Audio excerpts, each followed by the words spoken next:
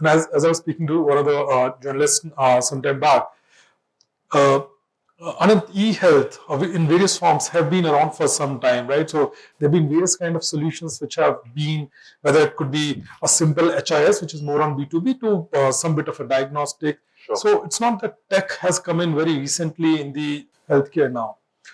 But the whole buzz which we are seeing in last 1 or 2 years in terms of size and growth, that's just started coming right now.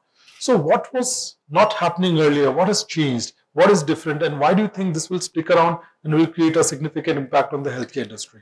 I think it's a great question. I think, one part of your report talked about integrated health, right? Yeah. So at least in the consumer internet world, what matters is frequency and retention. I think these are the two things, right? Because you have customer acquisition costs. If I look at e-commerce as a contrast, you have actually relatively low frequency and therefore very little retention. If you take a 12-month retention, you take a 24-month retention, right? And the reason is you don't buy, for example, a mobile phone so easily. You buy it once every 2 years, etc. What's very interesting is if you take the pharma piece of eHealth, right? And if you take the chronic piece of pharma piece of eHealth, which is a large chunk of at least where we operate in, that is a very high frequency buy, right? You actually transact 1.5 times a month, right? And if you give express services, you can start to transact 2.5 times a month, right? Once you do that and you have a lot of retention, then it becomes a lot easier to have an integrated play. I'll give you a contrast. If you take a lab test, if you're a classic offline lab player, a person does a lab test, at least for us, when we did some survey, 2.2 times in a year. No more than that, right? I mean, if you're a chronic patient. That's a very difficult buy in the consumer internet world because to target them, to get them to come to you is actually quite expensive at that point. But if you have a funnel where the frequency is 1.5 times a month and they're used to your app, right? It becomes a habit. Then the ability to use data and to get them to then buy labs or consultation becomes much easier. So I think there's an integration, and I think you have to think about it as a consumer journey. An average customer will do, a chronic customer will do 1.5 to 2.5 times a month. You then add the frequency of labs, it gets to 2.3. Then you add consultation, it becomes 3.5.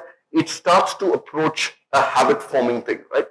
Therefore, it's much easier, in my view, to actually do an integrated play than to keep each of these isolated and to actually do them that way, right? So I think what's changed in the last, I would say 12, 18 months, in my view, is the number of transacting customers and the history of those transacting customers is now at a point where you can start to use the data more intelligently.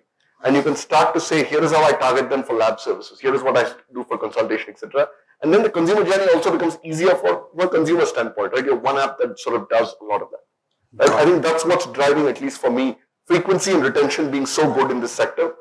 It's actually quite delightful to actually say customers stay with you after 2 years, especially if I compare it to any of the other sectors, right?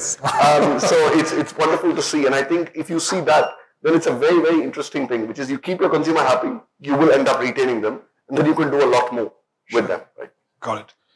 Right. So Prashant, just extending the question, right? So a two-part question for you. One of the blames which comes on the e-pharma quite frequently is that it's a discount-driven sector, right? And so e-pharma, because we're talking about e-health, but within e-pharma, because most people when think of most of the companies here, they look at us as a pharma company, and within that, the common perception is it's completely driven by discounts. The day discount will go off, people would start switching off to their mom and pop stores, which is next door, and probably they would be supplying fast, right? So that's one question, part one question. And part two is, so as Anand spoke about what has changed in the last 3-5 years. Second question is, if you to look back at look forward in terms of the innovations in next 2 to 3 years, what are the innovations which will happen, which will increase the stickiness, not only from the customer side, but also on the doctor side?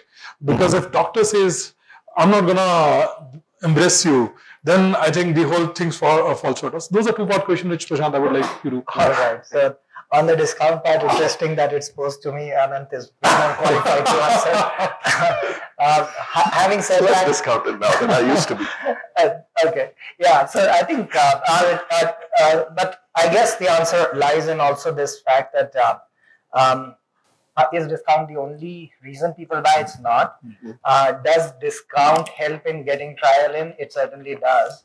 And your previous question also was why is this industry kind of still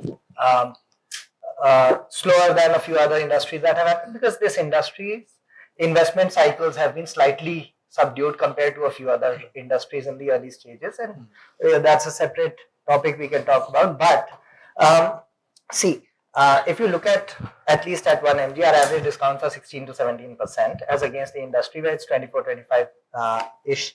But we continue to double year on year, so people stick. Now, why do they stick? They stick for the same reasons that Ananth also mentioned, that there is a lot more value they start seeing subsequently in platforms where they have their records, they have their pill reminders, they have a lot of these services built in to engage and keep the consumer there.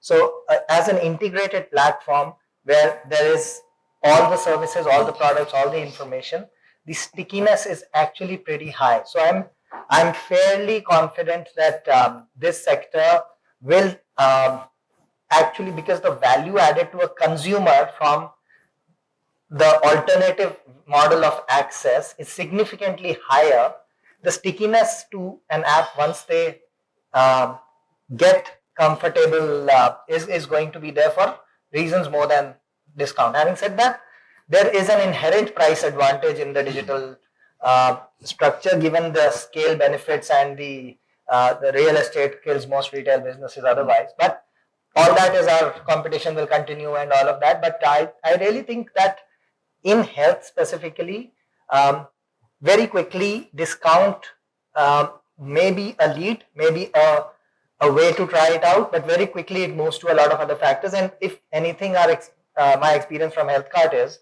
our supplements were always priced higher than any other platform and the offline market. But they were guaranteed genuine, and that's what we stood for. HealthCart is today a profitable e-commerce company, one of the very few.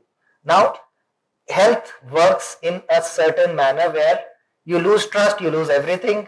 You have trust, you can charge a premium, and reasonably significant at times. Right. Can I just add one thing since he said discounts? I think so. The one other thought that I have is which is very different from classic e-commerce. Prashant, what you were saying is if you take fashion, fashion is purely an impulse buy. So you need a trigger to buy, right? And therefore the discount as a trigger becomes quite interesting, right?